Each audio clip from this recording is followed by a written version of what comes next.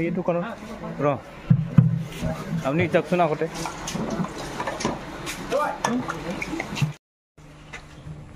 तो ओमानी बायदि तो बेमार जायाखै ना एफएमडी जायो थांनाय बोसोरनिफ्रायनो जों सावरायबाय थादों धलापारा गामियाव गाइखेरनि मोनसे रिभलिउसन गामि हिसाबैनो बेवहाय जागायदों दा सरकार हिसाबै जों बेखौ सापर्ट होनो थाखाय मोनसे प्लेनिं लादोंमोन आरो बेनि थाखायनो आं दिनै फैदों आरो जोंनि माहारिनि मानसिफ्रा नर्मेलि डायरी फार्माव बारा गैयामोन दा बे लासै लासै बेवहाय बाहागो लानायखौ नुनानै गोजोननाय मोनदों आरो जों सरकारनिफ्राय बिथांमोनखौ 100% मदद होनो थाखाय रेडि जानानै दङ मानोना जोंहा मोनसे मिल्क मिशन जों आखायाव लादों आरो बेनि गेजेरजों सानसेयाव 1 लाख लिटार गाइखेर बरननायनि थाखाय मोनसे प्लेनिं सोलिगासिनो दङ बेनिखायनो क'क्राझारनि रायमोनानिफ्राय लानानै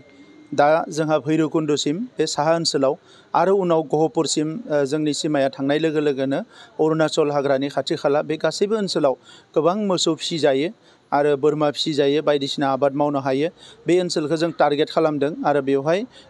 गोबां माने क'अपारेटिभ ससाइटि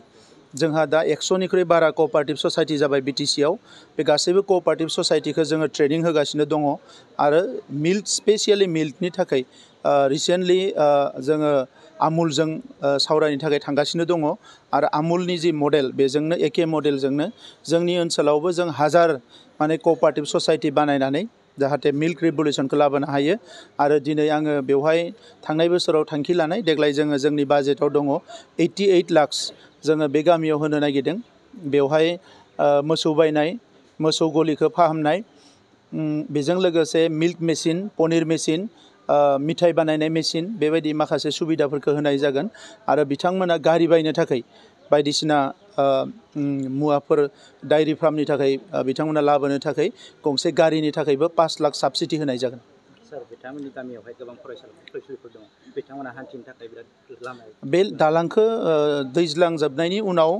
दैज्लाङा जोबनाय लोगो लोगो बे दालांनि बानायनाय खामानिया जुरिगोन आरो आं सान्दों बेयो नेक्स्ट